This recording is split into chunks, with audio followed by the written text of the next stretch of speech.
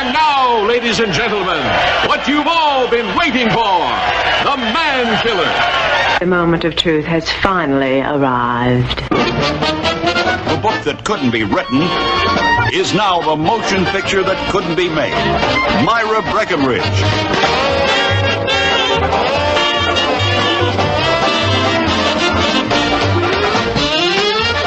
I'll be right with you, boys. Get your resumes out. What's your name, honey? I'm Myra Breckinridge. You have all the kinky angles that are in right now. I mean, have you any that I don't know about? Oh, Letitia. What about studs? They don't call you the queen of the casting couch for nothing. But in creating her performance, the ambitious actress got no help from her most celebrated co-star. How tall are you without your horse? Well, ma'am, I'm 6 feet 7 inches. Well, never mind about the 6 feet. Let's talk about the 7 inches. To play man-hungry agent Letitia Van Allen, the director hired Mae West, whose risque persona in the 1930s made her a pop icon. But the 76-year-old legend had not made a movie in 26 years. She had never made a color movie. Now she comes along and she's making a comeback-like thing. And she did not want to know about me. I had an audience arranged for me at Ravenswood in her apartment, and she had pink light bulbs on 25 watts. It was like dark in there. And she finally emerged from her bedroom, like fully in this long blonde wig like that Brigitte Bardot would be wearing, and mink eyelashes. And I thought, please God, don't let this happen to me at 72. I kneel practically at her feet and I say, "Oh, Miss West, it's so great to meet you. You're a living legend and I've read all about you." And she said, "Oh, yeah. Oh, what did you say your name was?" Soon the tension between the two sex symbols became as notorious as the film itself. Mae West immediately said, "Oh, she's a sweet little thing, you know, but no real woman would play this part." Well, it was war from that minute on. Filming took another turn for the surreal when Mae West arrived to shoot her first movie scenes in 26 years. She didn't work before 5 o'clock in the afternoon. I do a lot of night work sometimes. And she definitely did not want to appear on camera with me in the same frame. She could appear there and I could appear in my shot, but we were not to stand side by side. They made this beautiful dress for me to do with the scene with Mae. Beautiful black hat, veil, black dress, very theatrical, and Mae had all white, and then she had a big white hat and like a black streamer coming down. I go to the closet to get the dress is missing.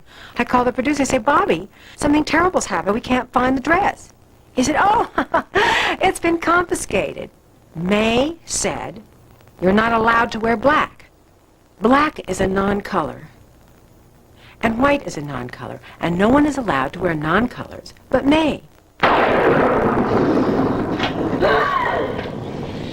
Raquel became incensed and took a bright red costume and took scissors to it and cut it into shreds and wore her own dress in the scene, and her dress was black.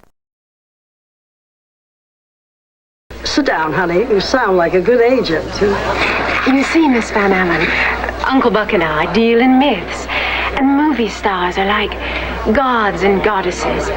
When one fades, another promptly takes its place, because the human race requires that the pantheon always be filled. And you and I must seek out the glittering few that are the new stars of our race, reborn. That is the damnedest thing I ever heard. What about studs? They don't call you the queen of the casting couch for nothing. I was very intrigued to meet the famous Mae West, so I went one afternoon to have an audience, and then in came Mae with this wig on, with big blonde wig thing, like sort of all poofed up at the top like Brigitte Bardot or something. Long tendrils coming down, and she came, into the room. And then one of her false fingernails fell off, and I picked it up for her, and I gave it back to her, and she said, "Thank you." And What did you say your name was? But I really was very honored to be meeting her, because she really is. I mean, she really is a legend. I mean, they sort of shoot that word around, you know, icon, legend, this and that, but she really was.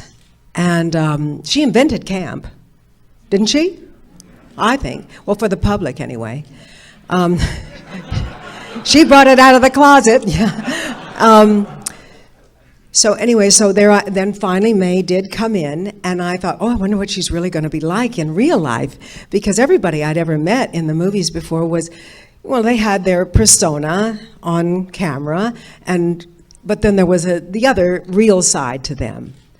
And Mae didn't have a real side. Now, I don't mean to be unkind, but really, she sort of extended her hand to me, and I went to kiss the ring, and with that, one false fingernail, painted silver, fell to the floor. And I looked at the hand, and I thought, oh, I'm getting a vibe. I think she's a man. I swear to you. And then I looked at the face, and there was something about, well, you know, when you get older, yeah, you can get a little different looking. And I don't mean to... I don't mean to... You don't mean it in a mean way. I don't mean no. it... There's nothing wrong with being a man, is there? I mean... No, nothing at all. I mean, that is one of the persistent rumors about Mae. And about me, too.